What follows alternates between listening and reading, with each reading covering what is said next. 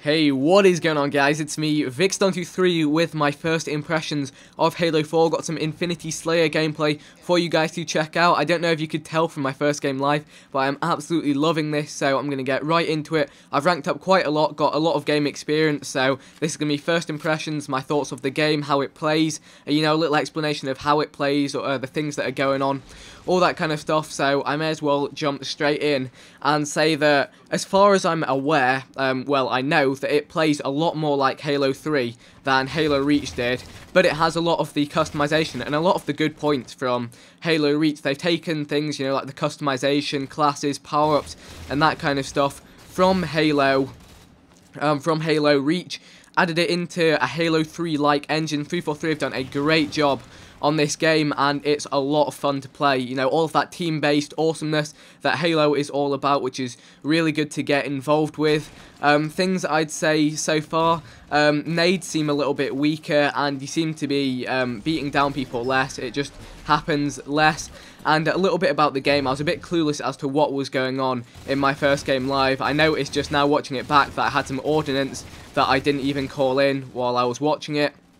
So the way it works is it plays a lot like Halo 3, but instead you choose classes. You can put different weapons on these classes, and there are still power weapons which you can pick up from the map, or you can receive in Ordinance, which for Call of Duty players they might liken to a kill streak or a care package, where when you get a certain amount of kills, you can see the little box icon with the dial around it just to the left of my screen. That's my Ordnance charging up. A certain amount of kills will get me some Ordnance, which will appear at the top of the screen, which I can call in and allow me to get, you know, a power weapon, some extra grenades, an overshield, some extra sprint, that kind of stuff.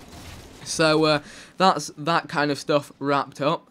So yeah, really enjoy playing the game. It's definitely got a lot of team elements. I've been playing with 3 or 4 guys most of the time, and as a team, you know, calling out targets. The thing that I think really distinguishes Halo from Call of Duty and makes it one of my favourite games is that it takes time to kill people. And people are like, oh yeah, jumping all over the place, low gravity, it's impossible to kill anyone, that sucks. I love it because I feel there's so much more skill involved. You can walk up behind the enemy team of 4 players, you know, they can be completely unaware, but unless you're a really skilled player, you'll only take out 1 or 2 of those enemy players, because they have a lot of health. You know, you'll start shooting 1 or 2, they'll turn around and most likely be able to take you out, whereas on Call of Duty I feel like if you walk behind 4 people with their backs turned, a lot of the time you can take them all out. You'll just see me there calling in Ordnance. Got the scatter shot, which is one of the new Forerunner weapons, which is essentially a Forerunner shotgun, which is a lot of fun to use. Loads of new weapons. There's a saw, which is an LMG. There's Incineration Cannon, which is just a huge, like, Forerunner rocket launcher. All of your Halo 3 weapons. DMR from Halo Reach. Here you'll just see me going in with the scattergun. So you've got that kind of stuff. Then, you know, there's a couple of new weapons as well. There's you know, a few snipers and that kind of stuff. I've forgotten the names of them actually. It may come back to me later. But yeah, what I was saying is you have to also incorporate a lot of teamwork. You know, you have to position yourself in the right places, work together with your teammates in order to pick up kills. You know, team shoot, call out people, duck into cover, let your teammate pop out, take a kill. I feel there's a lot more skill within players having more health and being more difficult to kill. You know, each engage will take 5 to 10 seconds, and then here, oh, that guy just got away from me there. So each engage will take 5 to 10 seconds.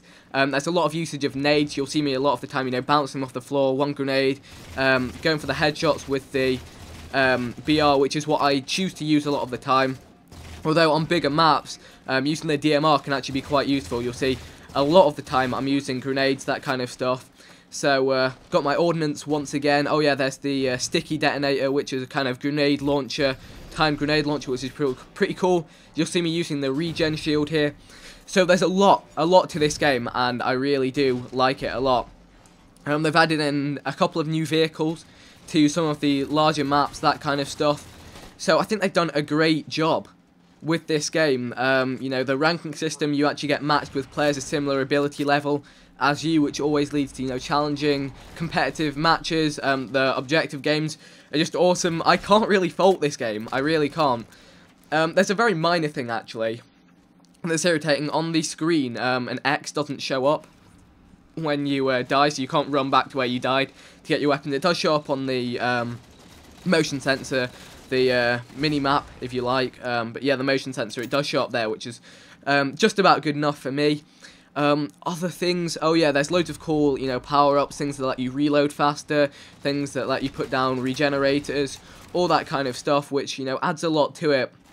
And everything seems to be, at the moment, it's early days, but everything seems to be balanced quite well. The power weapons are powerful, but that's the whole point of them. The incineration cannon may need toning down a little bit, but the fact that people, they can't choose it as a weapon is, makes it, something to really play for.